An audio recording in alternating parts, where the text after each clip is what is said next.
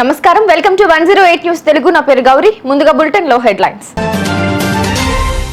భారత మాజీ ప్రధాని ఫోటో తీసేసి భారత్ పాత్రను తగ్గించి బంగ్లా పాఠ్యాంశాల్లో మార్పులు. భారాస ఎమ్మెల్యే మాజీ మంత్రి హరీష్ రావుపై మరో కేసు నమోదు. Stock market కుప్పకూలింది. 10 లక్షల కోట్ల రూపాయల మేర మదుపర్ల సంపద ఆవిరి. ఇన్కమ్ ట్యాక్స్ కొత్త షాక్. పన్ను ఎగవేతదారులపై ఐటీ నజర్. పాఠశాల విద్యా పాఠ్యాంశాల్లో కీలక మార్పులు చేసింది బంగ్లాదేశ్. పాఠశాల పాఠ్యాంశాల్లో బంగబంధు ముజిబుర్ రెహమాన్, భారత మాజీ ప్రధాని ఇందిరాగాంధీ చిత్రాలను తొలగించడం చర్చనీయాంశమైంది. అన్ని పాఠ్య పుస్తకాల్లో నుంచి మాజీ ప్రధాని షేక్ హసీనా అనే పేరును పూర్తిగా తొలగించింది.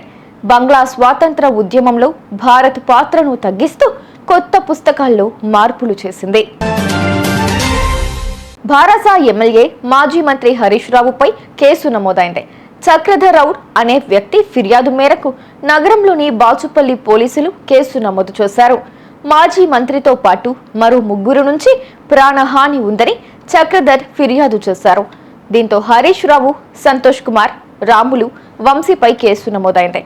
హరీష్ రావుపై 351, RW35 సెక్షన్ల కింద పోలీసులు కేసు నమోదు చేశారు. ఎఫ్ఐఆర్ లో 2వ నిందితుడిగా హరీష్ రావు పేరును పోలీసులు చేర్చారు.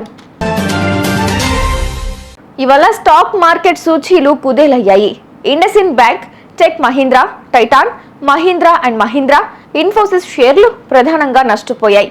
దీంతో మదుపర్ల సంపద దాదాపు 10 లక్షల కోట్ల రూపాయలు ఆవిరైంది.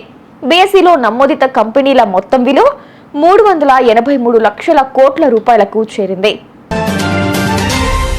పన్ను ఎగవేతదారులను పట్టుకునేందుకు ఐటీ డిపార్ట్మెంట్ ఏ దారి వదలడం లేదు. కుటుంబ సభ్యుల వివరాలు, గ్రోసరీస్, షాపింగ్, లైఫ్ స్టైల్ కోసం ఎవరెంత ఖర్చు పెడుతున్నారో చెప్పాలని కొందరిని కోరినట్లు తెలిసిందే.